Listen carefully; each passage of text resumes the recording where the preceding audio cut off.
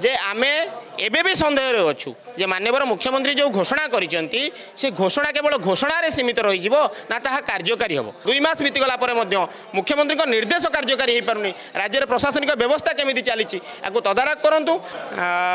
गत 22 अगस्त 2025 रे माननीय मुख्यमंत्री घोषणा कले एक ऐतिहासिक जुगान्तकारी पदक्षेप नेले जे प्राथमिक शिक्षा व्यवस्था योजना भित्तिक एवं चुक्तिभित्तिक प्रथा उच्छेद करागला एवं नूतन भाव शिक्षक नियुक्ति करा रेगुलार रे नियमित करके शिक्षक नियुक्ति करा किंतु आज पर्यंत माननीय मुख्यमंत्री जहाँ निर्देश थिला जे जो योजना भित्तिक शिक्षक अच्छा नियमित करा एवं नूतन भाव शिक्षक नियुक्ति करा ए पर्यंत तार कौन सरकारी निर्देश रे परिणत हैला नाही जे आमे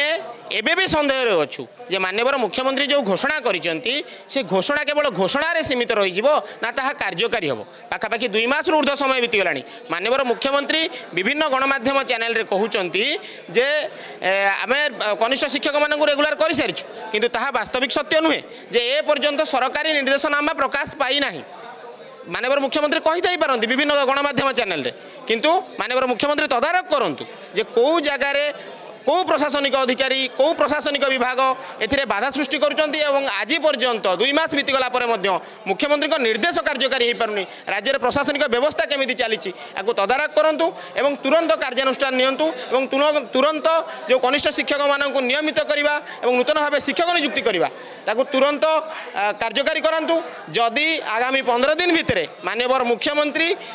याकु तदारख करिकि कार्यकारी न करिवे आमे भुवनेश्वर गांधी मार्ग ठारे अनिर्दिष्ट काल धारणा दऊ।